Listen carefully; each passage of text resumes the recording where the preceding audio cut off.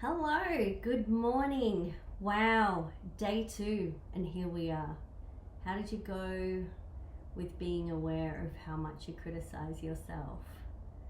It can be a bit of an eye opener, it really can. And I know for me, one of the things that I realized was how critical I was, and not just of myself, but also of others. And then I became really aware of the people I was hanging around and just how critical they were too. So that was a really interesting thing. And one little tip that I do just want to say to you is, if you notice that you'll as you do this journey and as you start to grow into yourself and learn to love, like, and approve of yourself more, therefore you stop criticizing.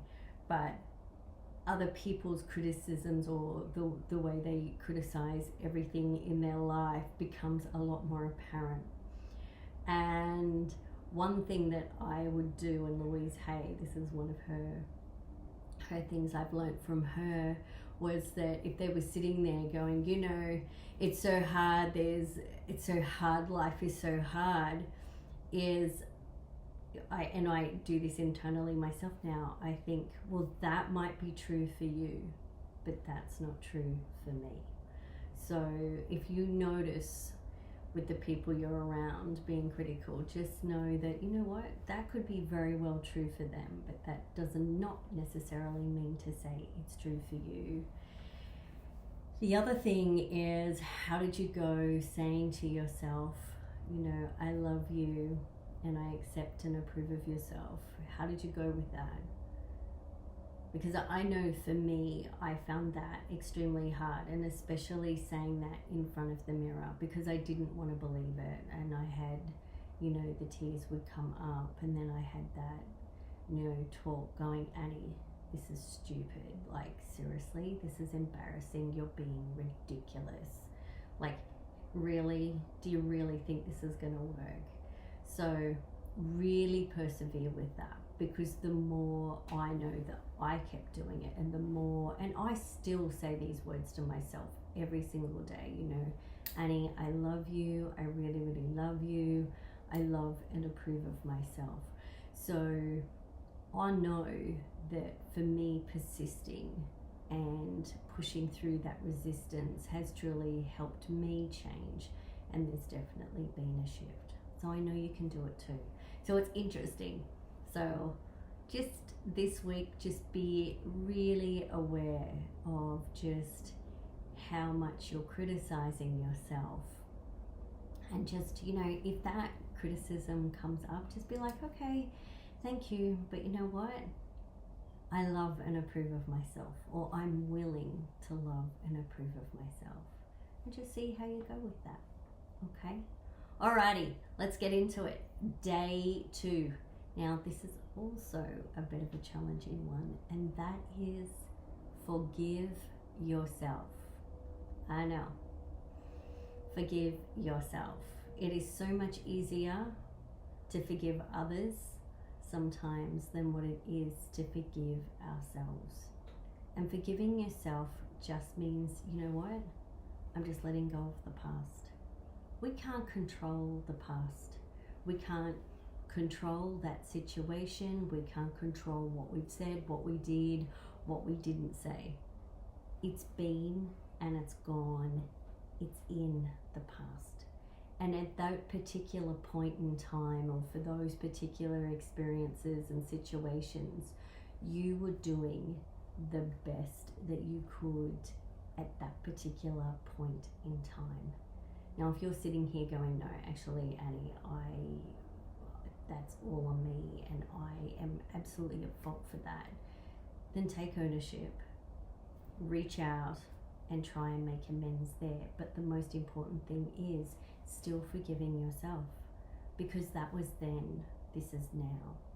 So forgive yourself, letting go of the past, and just know, today is a new day.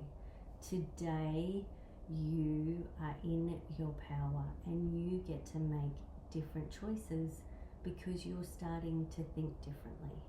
You're starting to come more from a space of learning to love, like, and approve of yourself. And when you come from a space of love, because you know who you are, then everything starts to change and look differently. And part of that loving yourself is forgiving yourself. And I can honestly say to you, forgiving yourself is one of the greatest gifts that you can ever give to yourself. It really is. And then it's the same as forgiving others.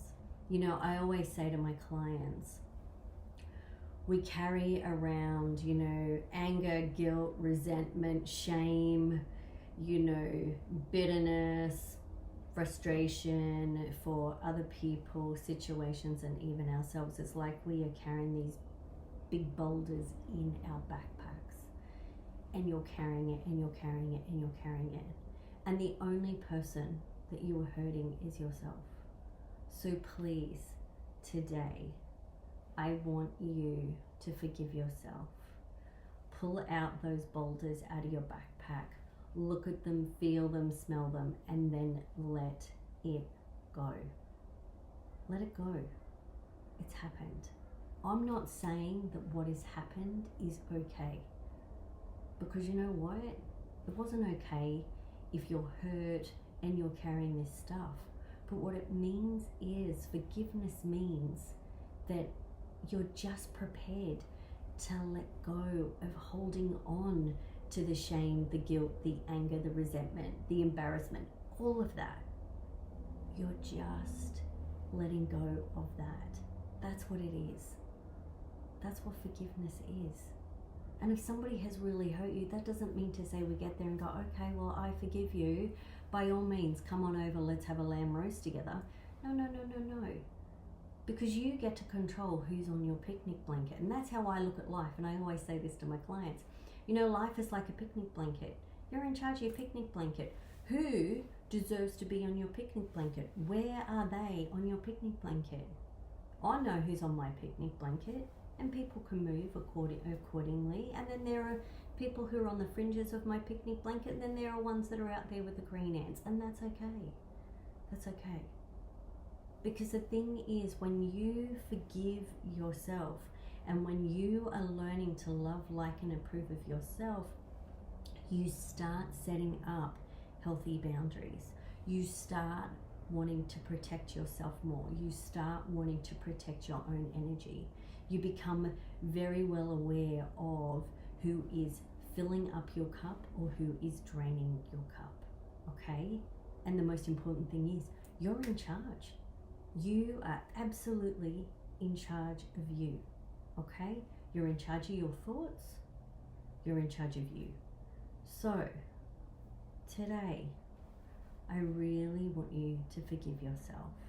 And one of the tools that really helped me in forgiving myself, besides mirror work and having very raw, open, honest conversations with myself, because the mirror does not lie, is also journaling. And I would write down, I am willing to forgive myself for. And I put in the word willing because at that particular point, I wasn't actually fully prepared to forgive myself for the stuff that I had done, or for the role that I had played in things. So if need be, if you're not quite ready to forgive, is use the word willing. I am willing to forgive. Or if you can, I forgive myself for. Because again, at the end of the day, the past is the past. We can't change the past. We can't go back. We can't rewind. We cannot edit it. We cannot do it. It is what it is. And I don't want to take away any hurt that you're feeling from that, especially if you were going through stuff at the moment and it's so raw. But I would like you to let yourself off the hook. Give yourself permission to let go. Give yourself permission to heal, and give yourself permission to forgive yourself and to stop berating, okay, and criticizing yourself. Okay, that's day 2. Thank you. Thank you so much for being a part of this challenge. I know you've got this. It's not exactly the most easiest thing, but you know what? The good stuff is never truly that easy. And it's about peeling back the layers. And honestly, the more you peel back the layers and you learn to love and accept and approve of yourself, and you know who you are, babe, there will be absolutely no stopping you. Anyway, go and have the best day. Happy Friday. Here's to a new month. Here's to a new you. All right, take care of you. Once again, thank you so much for listening. I'm so glad that you're on this journey with me, and I am so super proud of you. All right, take care of you. Much love.